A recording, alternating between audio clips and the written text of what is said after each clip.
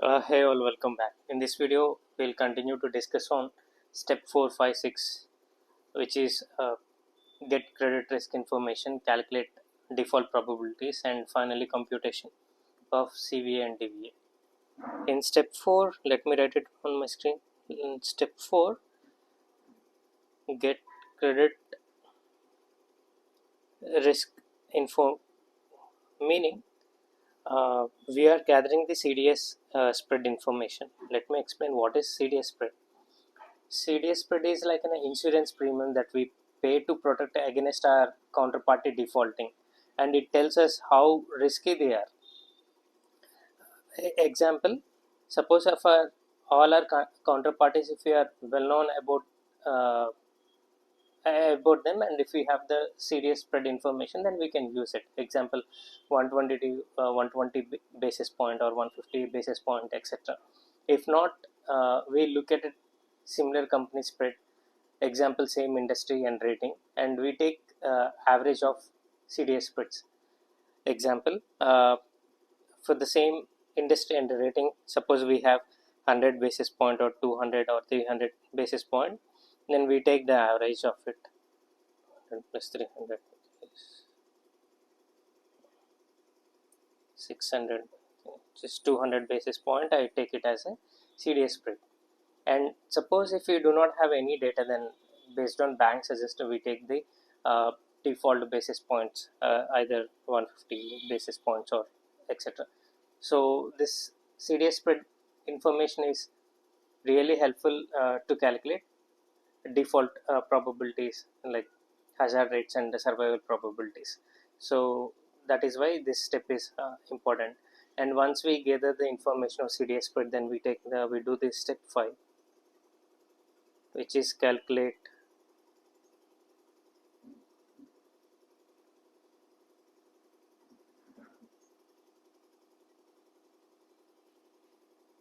default probabilities. Please forgive me, my writing is not that good. Which are hazard rates and survival probabilities. These two we calculate in step 5.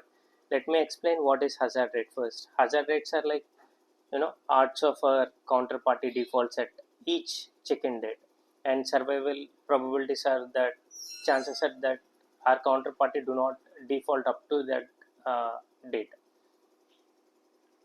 So we do have a different approaches to calculate the hazard rate. Either taking the constant CDS spreads and different spread rates, and fine tune hazard rate. These are the 3 different ways we can do it. And first one is pretty straightforward, and that is not practically useful also, taking the constant CDS spread. So in my prototype XV application, I used bootstrap hazard rate method. The what it does, like initially it calculates the hazard rate in simple estimate, but after time greater than 0, I use the optimization technique to fine tune the hazard rate, because the major reason for that, the risk default is not constant in real time, and it can changes as time passes, or new information emerges. So that is the reason I took this approach to calculate hazard rate in my prototype XV application. I'll explain with examples. To calculate hazard rate, we should have few basic information, or few component information like CDS spread. In this case, example 0.01, and the recovery rate, let's take 40% or 0.5, and the time grid, suppose we are calculating 0, 0, 0.5 and 1. Here the delta t is 0.5, and risk free rate RF, which is 0.05%. So once we have this information, then we are good to calculate hazard rate at each time grid. So let's take an example T0, and then to calculate hazard rate,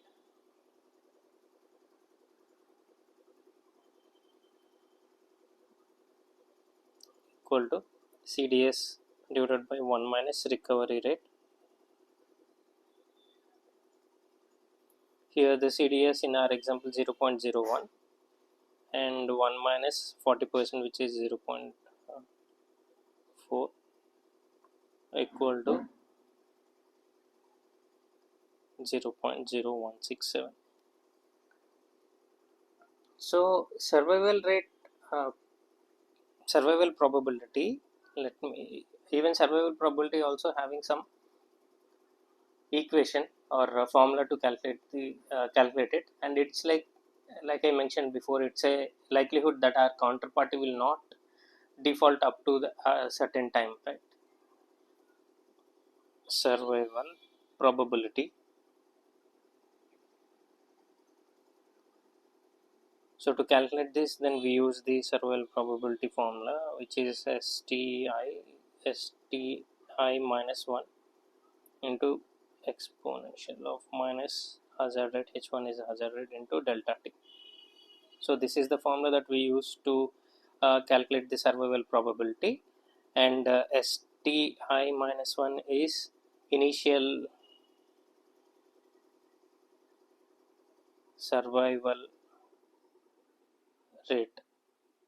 We assumed as 100% or 1. So based on this formula, initial survival probability we are assuming as 100%, right? That our counterparty do not default at time t0. So that is why I took survival probability as 100% or a 1, and we got hazard rate and survival probability for time t01. Let's do calculate hazard rate and survival probability at time t1, which is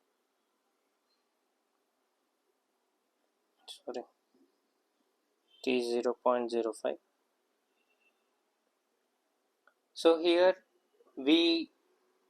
what we do majorly, we calculate the hazard rate in a bit different way. We adjust hazard rate to reflect the changes of risk and total protection cost that matches the CDS spread. So to do that, what we have to do, like I mentioned now, to match the CDS spread, we calculate hazard rate. Instead of taking CDS divided by 1 minus recovery rate, let me try it in this way. So we match CDS spread 0.01 equal to, we match it with hazard. To find out the hazard rate, what we do, we take 1 minus recovery rate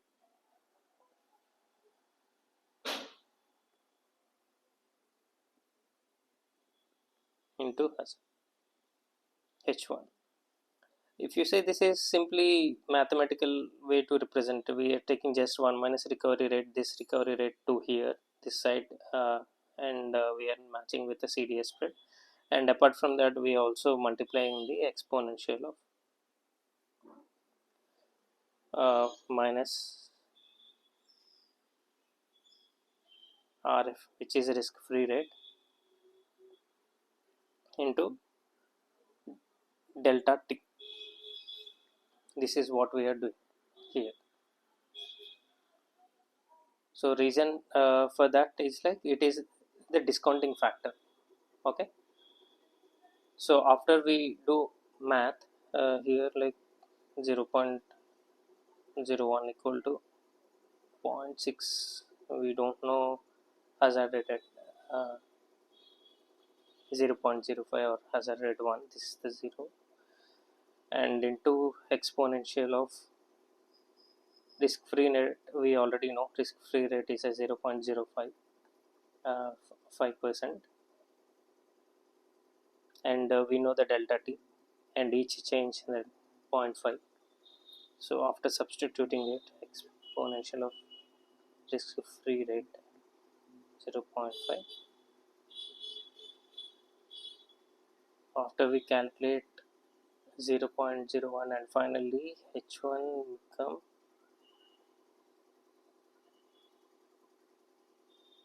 0.00342. After we do the math here, then we finally come to the hazard rate 0.0342. So this is this is what I was explaining before, that to to adjust, or we need to adjust hazard rate to reflect these changes risk, and ensure the total protection cost matches the CDS spread. This is what I was referring to. So once I calculate the hazard rate, then we calculate the survival rate also. So survival rate at 0.05 step, sorry, this is 0.5 step, right? Here also 0.5 step, this is here also 0.5. So to calculate survival probability, we simply substitute our values. So we know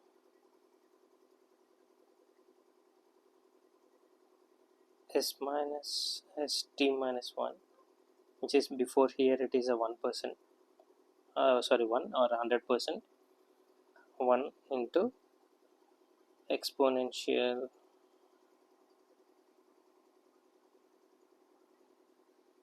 of minus, this is a hazard rate which we got for the previous one, 0.0167 into delta t, which is 0.5.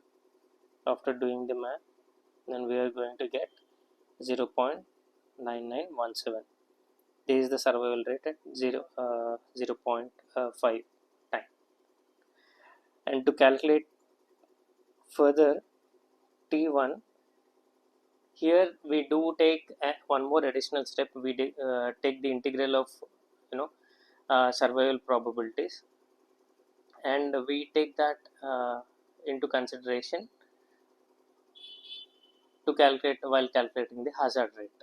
Let me show you what I meant. We'll take the integral of which is we got first hazard rate 0.067, 0.0167 into 0.5 plus 0.0342 into 0.5. After calculating this is 0.00835 plus 0.0171, which is finally 0.02545, and we do calculate hazard rate by 1 minus 0.4 into H2. We don't know hazard rate 2, and we know exponential of minus 0.05 into 1, and on top of it we also take the losses exponential of minus this one 0.02545, and after calculating this, then we are going to get H2 equal to 0.0360. So this is how we calculate hazard rate, and we need to understand majorly why we adjust hazard rate at step 0.5 and step 1 in time. Initial hazard rate is an average, but risk do not constant, it changes due to each year debt. So we adjust this hazard rate using this kind of steps, and it reflects, after doing this one, then it reflects the increase of a risk in it. And also by taking the integrals, that we are uh, accounting the past risk also in our hazard rate. That is the reason we took the integral also here. So once we calculate all these hazard rate and survival probabilities, then it's an easy to calculate or compute CVA and DVA. This is the final step, right? Step 6, CVA and DVA. And to calculate the CVA and DVA, we know the formula, which is 1 minus for CVA, 1 minus recovery rate into EPE into survival probabilities. This is to calculate CVA. And for DVA, 1 minus recovery rate, ENE, exposure, negative exposure, expected negative exposure, into 1 minus survival,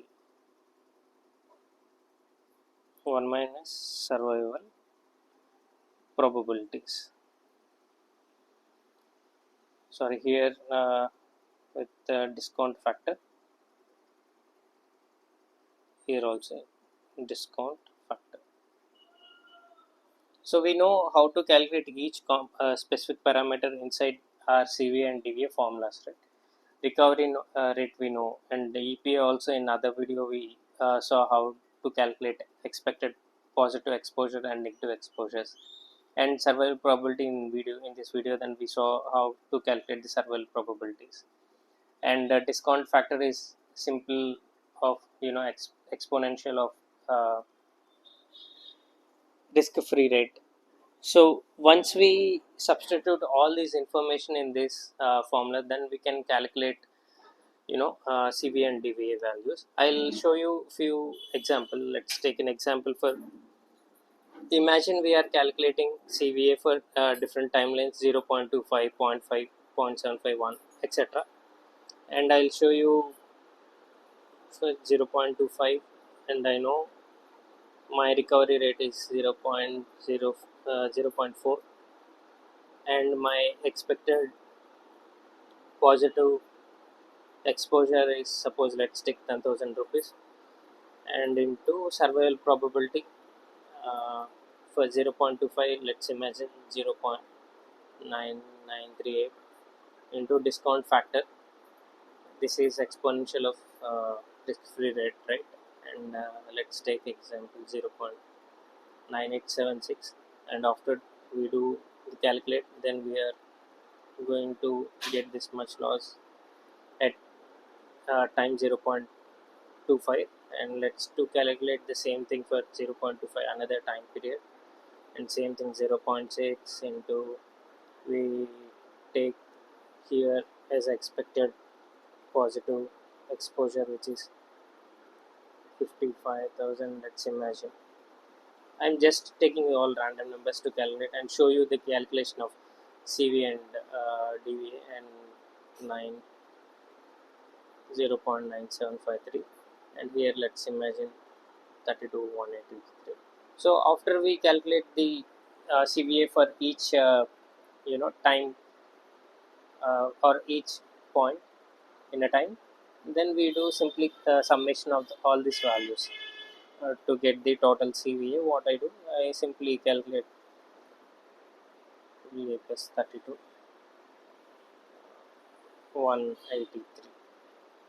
This is how I calculate, and finally we'll get, let me calculate it.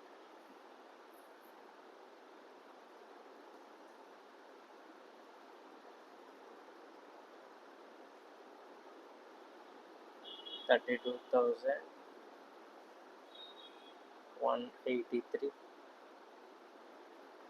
plus 5,3 equal to let's imagine that, not imagine, this is the value that we are going to get, 38,000.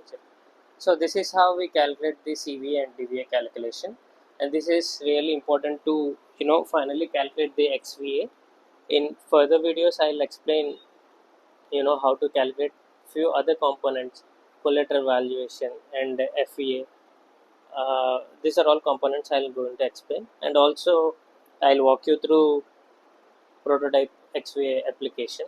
So in this, that's it in this video. I hope you guys understand how we calculate CVA and DVA. Thank you.